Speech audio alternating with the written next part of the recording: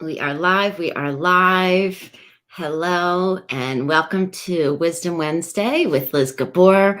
I'm just wanted to make an announcement that my guest today, who was supposed to be on, my friend Annette, the lovely, amazing woman, is in British Columbia and there are fires there and she needed to get her family and herself out of there. So she is in her RV with her family driving back and she will be on next week. So I am looking forward to that. So please jump on next week at the same time, 1:00 for Wednesday Wisdom.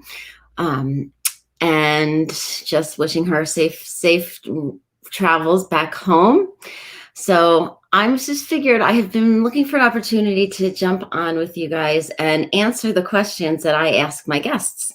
I think that it's important since these questions came from my heart, and I figured I would have the opportunity now to answer them for you. So again, my name is Liz Gabor. I help successful women eliminate self-doubt and the fear of growing older so they can show up in the world with passion and vibrancy and finally start living their most powerful dream life, even if they thought it was too late. That's my passion. And that's why I created the Ageless Goddess Vibe Tribe, our Facebook group. And that is why this show exists, because I wanted to highlight each of the members in our group and have them give them an opportunity to share their story, what makes them tick, how they navigate their lives and the world and whatever else they want to share with our group members and beyond. So I just feel deeply called. I've just had this calling to shift women's perceptions about themselves as we age, in addition to shifting our cultural beliefs around aging. And I feel our world and our country now more than ever needs the full expression of women's voices, creativity, radiant power, and intelligence. So that's what I'm about. And I'm just going to tell a little bit about how I came to this work. So for me, my life really changed a lot when I turned 35. I went to a spa in Arizona thinking it was a spa with a girlfriend. Thank you, Sherry, again. You changed my life that week. And within an hour, we were on the floor, all laying next to each other, meditating, doing a loving kindness, which is a metta meditation, which is beautiful, beautiful meditation where you send peace and feelings to yourself, and then you send them out to the people in your lives. Then you send them out to perhaps somebody who you're having a difficult time with.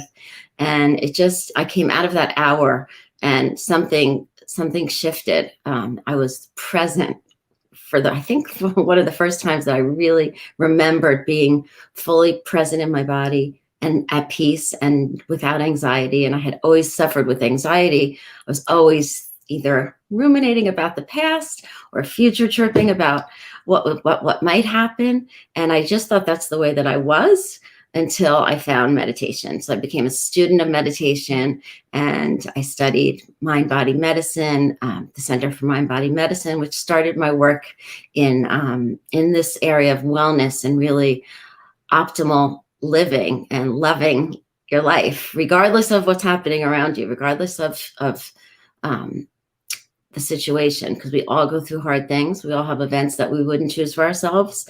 However, we can choose to respond to them in a way that gives us peace, regardless of kind of staying in that eye of the hurricane. And once I learned that those techniques, I wanted to share them with as many people as I could. And so I teach meditation, which led me to also learn to teach Kundalini yoga, which again, it was like I went to one class and I was like, this, there's something to this. This is I need this in my toolbox. So I got certified with that. And then and my other highlight of my career was meeting Jack Canfield, going there with my husband and for him and me ending up in the back of the room, signing up for everything that he has in order to get certified as a transformational coach with his methodology, which is life-changing. And so each of the things that I teach are the things that I needed to learn the most. So I walk the talk that I teach because these processes really, really can change your life. And I feel like I'm just getting started, and so are you. If you're watching this, it's one of my mantras that I love so much. I wake up and say I'm just getting started, and I learned that from a 92-year-old woman who apparently introduced herself by saying, everybody kind of, she took the breath of everyone in the room when she walked up to her table at a dinner party, and she said, "Hello, my name is Mary. I'm 92 years old and I'm just getting started." So if Mary can be just getting started at 92, we can all be just getting started at whatever chronological age that we are. It does not have to be our biological age. That's how I feel. I feel like I'm never going to let an old person into my body. I just don't believe it. I don't believe that. I think we can really, with our mindset, just stay active and stay healthy and stay curious and wanting to learn new things at every age. So those are kind of like the defining moments. Let's see, my other questions. Okay, so I ask my guests about, I say that I think the media, beauty, and fashion industries target younger people, primarily makes chronologically older people feel less valued. And I think it's really dangerous and really toxic. And my thoughts on that are, it's all about just making money and making women feel like there's something wrong with us as we grow older, and it's absolutely not the case. And so, every anti-aging this, anti-aging that, I don't believe in that. Everything ages. Everything that's alive ages, and so do we. And that's a good thing, because think of the alternative, right?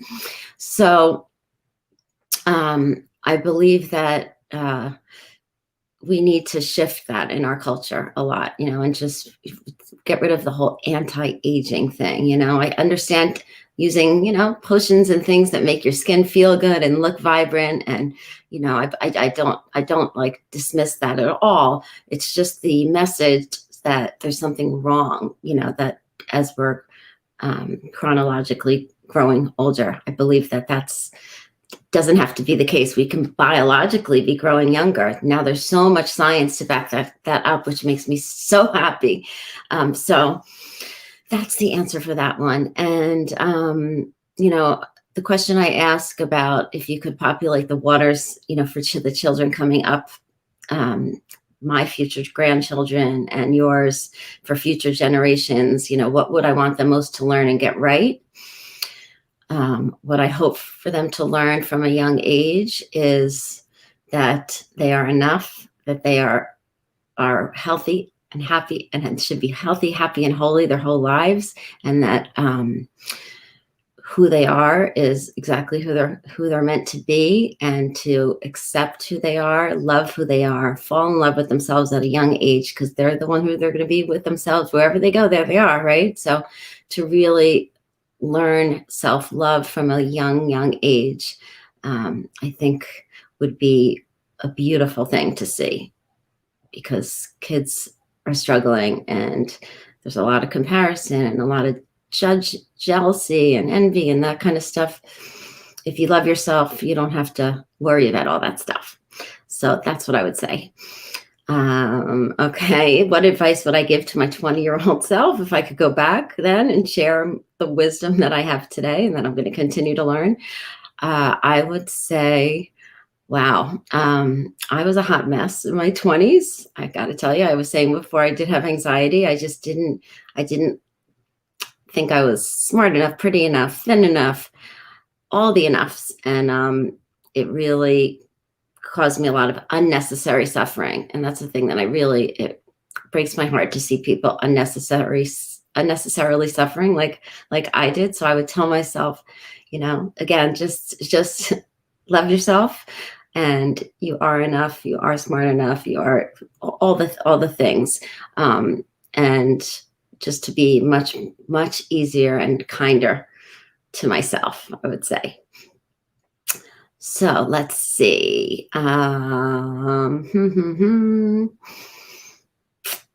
This question about finding balance between work and your personal life. I think it's tricky. I love my work so much. So I feel like it's not really work, but I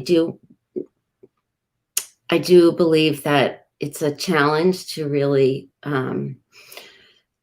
turn off the work stuff. And when you're with your family and with your loved ones, that can be tricky sometimes. And I have to be very clear with those boundaries in order to have that balance and to really enjoy all the beautiful people in my life.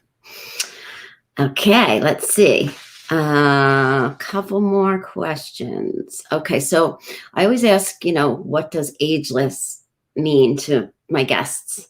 And again, to me, it's about, it's not an outward thing. It's about, it's an inward experience. It's about an ageless mind. It's about, again, really seeing the wonder in life every day, taking it all in, and it's about your spirit. It's having an ageless spirit. So it's spiritual, and it's a internal job being ageless. It's not like about not aging or anti-aging, like I was saying earlier. So, and an ageless goddess to me is just to celebrate the radiant power of being a woman, is how I see a goddess. Again, so it's not an outward thing. It's really about the raw, creative, beautiful power of being a woman in the world.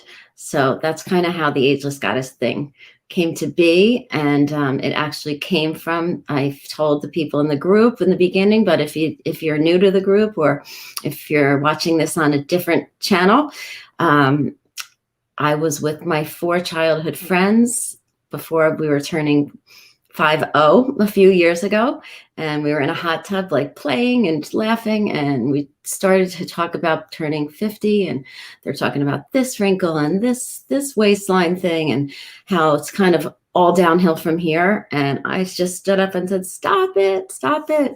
We are ageless goddesses. Goddesses don't age. And it was funny because a book came out very soon thereafter called Goddesses Never Age by Dr. Christiane Northrup, which was a very funny, interesting twist. And it's just been, again, it's been something that's been gestating in me for a while to start a movement for women. And it came to be the name Ageless Goddess Vibe Tribe. And I say for everyone's birthday, I just say Happy Ageless Goddess Day, because I want them to remember with each trip around the sun that they are and always will be an ageless goddess. So, okay, I'm gonna move right into the speed round, which I always love to do with my guests. Okay, so let's see. Fun fact about me. First thing that came to mind was that I worked when I was 18 with my friend Shara, love you Shara, on a kibbutz in Israel, weeding the fields, working in a plastic factory, making garbage cans. And it was life-changing also. It was a really first time I had really spent time out of the country. And I just learned how much I love learning about different cultures and different people. I learned how to work hard, and that, that's how we were assessed if we worked hard. It wasn't about where we went to college or how much money we had. It was about showing up and doing the hard work. And it was just an amazing experience. Okay. What TV shows currently binging? I just started watching this show that my friend Jane told me about called Vacation Rentals Around the World. And it's getting me very excited to travel again. Highly recommend it. Vacation Rentals Around the World. And they show like different budgets. So they'll show like an inexpensive place that they'll find somewhere, and then a unique place, and then a really high-end place. And so, yeah, a very, very cool show.